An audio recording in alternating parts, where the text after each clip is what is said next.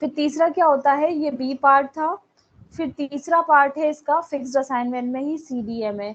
CDMA में क्या होता है, code division multiple access is a spread spectrum access based scheme that allows multiple communicating nodes to transmit simultaneously। अब इसके अंदर क्या होता है कि साइमल्टेनियसली आपके नोट्स जो है वो ट्रांसमिट कर सकते हैं। Spread spectrum is a radio frequency modulation technique in which the radio energy is spread over a much wider bandwidth than that needed for the data rate। ठीक है, so system based on spread spectrum technology के बारे में बताया गया है। Transmit an information signal by combining it with a noise like signals of a much larger bandwidth to generate a wideband signal, है ना। तो यहाँ consequently the signal transmitted occupies a larger bandwidth than that normally requires to transmit the original information। So using wideband noise like signals make it hard to detect, intercept और demodulate the original signal। तो यहाँ पे क्या होता है, आपका wide band है, ठीक है, तो इसमें आपका थोड़ा सा कुछ डीमॉड्यूलेशन जब भी प्रोसेस हम करेंगे तो ओरिजिनल सिग्नल को रिट्रीव करने में थोड़ी सी प्रॉब्लम आती है। अब यहाँ पे क्या है, मोस्ट कॉमन स्प्रेड स्पेक्ट्रम। तो ये स्प्रेड स्पेक्ट्रम बेस्ड टेक्निक पे बेस्ड मतलब एक तरीके से स्कीम पे काम करता है। तो सिस्टम्स होते हैं, सो ये क्या करते हैं, जो मोस्टली आपके स्प्रेड स्पेक्ट्रम सिस्टम्स होते हैं, यूज इधर फ्रीक्वेंसी हॉपिंग यानी एफएच और डायरेक्ट सीक्वेंस यूज करते हैं। अगर आपको याद आ रहा होगा तो हमने यहाँ ये डिजिटल कम्युनिकेशन में पढ़ा था, है ना। सो ऑल्दो हाइब्रिड सिस्टम्स में use some combination of the two types, frequency hopping spectrum systems FHS use करते हैं, modulate the data signal with a narrow band carrier signal that hops over time from one frequency to another in a pseudo random but predictable pattern selected from a wide band of frequencies। तो basically क्या कहना चाह रहे हैं कि आपका जो एफएचएसएस हमने जो frequency spectrum based technique use करी है उसमें या तो आप एफएच भी यूज कर सकते हो, फ्रीक्वेंसी हॉपिंग, या फिर डायरेक्ट सीक्वेंस भी यूज कर सकते हो। लेकिन अब क्या होता है कि आपका इसमें कुछ जो है कई जगहों पे हम हाइब्रिड वाला यूज करते हैं, जैसे आपका फ्रीक्वेंसी हॉपिंग स्पेक्ट्रम सिस्टम्स हो गए। उस केस में क्या होता है आपका कि फ्रीक्वेंसी जो होती है वो स्विच करती रहती है, हॉप्स होते रहते हैं उसके। तो इसमें क्या होगा, ये इसलिए होता है ताकि आपका जो है वहां पे इंटरफेरेंस है वो होने के चांसेस कम हो।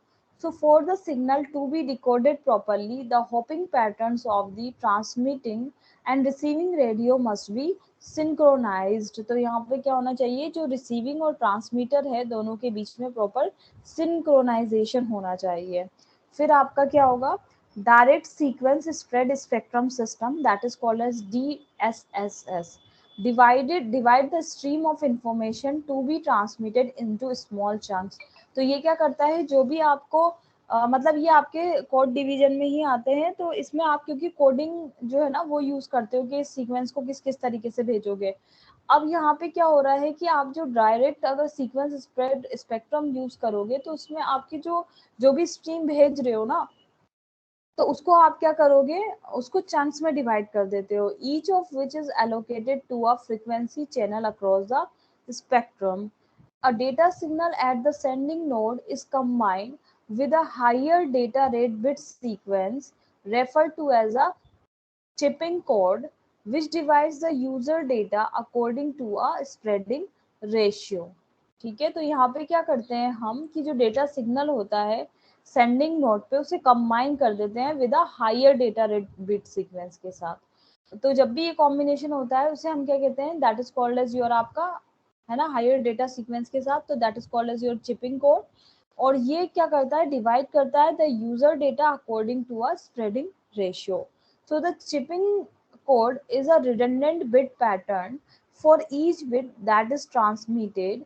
This redundancy increases the resistance to interference, है ना। तो जितना आपका यहाँ पे रिडंडेंसी हो जाएगी तो वो क्या करती है, इंक्रीज करती है द रेजिस्टेंस टू इंटरफेरेंस, एक तरीके से इंटरफेरेंस के चांसेस को रिड्यूस कर रही है of the signal transmitted and improves the likelihood of recovering of original data if one or more bits in the pattern are damaged during transmission. तो हमें पता है क्योंकि हम कोड डिवीजन मल्टीपल एक्सेस की बात कर रहे हैं तो हम कोड्स को यूज करेंगे। जब भी हम कोड्स को यूज करेंगे तो वहां पे हमें पता है कि अगर मान लो हमने 1010 कुछ भी ट्रांसमिट करा तो नॉइस या किसी भी चीज की वजह से हो सकता है हमारे किसी भी बिट है उसमें चेंजेस आ जाए, उसमें एरर आ जाए, है ना, जिसे हम किससे फाइंड आउट करते हैं, बिट एरर रेट से, है ना। यही एक तरीके से किस चीज को बताती है आपकी, है ना, जैसे नॉइस या एरर जो भी होती है आपकी कितनी एरर आ रही है। तो अब यहाँ पे हमने क्या कहा कि भाई सीडीएमए जो है हम एक टेक्निक होती है, इसमें भी फिक्स्ड असाइनमेंट हो रहा है, लेकिन अब हम कोड असाइन करेंगे तो उसमें स्पेक्ट्रम, हम स्प्रेड स्पेक्ट्रम मेथड यूज कर रहे हैं। स्प्रेड स्पेक्ट्रम के अंदर इन्होंने different different spread spectrum methods बताई हैं। जैसे आपने फ्रीक्वेंसी हॉपिंग कर ली या फिर डायरेक्ट सीक्वेंस मेथड कर ली, कुछ हाइब्रिड टेक्निक्स भी होती हैं, जैसे आपकी फ्रीक्वेंसी हॉपिंग स्प्रेड स्पेक्ट्रम्स वगैरह हो गए, है ना, डायरेक्ट सीक्वेंस स्प्रेड स्पेक्ट्रम वगैरह हो गए, है ना। अब कुछ में प्रॉब्लम्स होती हैं अपनी, ठीक है, तो उनको ओवरकम करने के लिए हम क्या करते हैं, कोई भी सेंडिंग नोड पे आप क्या कर सकते हो, कुछ हायर डेटा रेट बिट जो सीक्वेंस है उसको ऐड करके, है ना, तो वो सब इंटरफेरेंस को रिड्यूस करने के लिए सेंड कर देते हो। तो ये क्या होती है, फिक्स्ड मेथड होती है। तो इसमें आप क्या करते हो, प्री डिफाइंड एक फिक्स सीक्वेंस जो है एलोकेशन देते हो हर एक आपके जो भी नोड्स होंगे।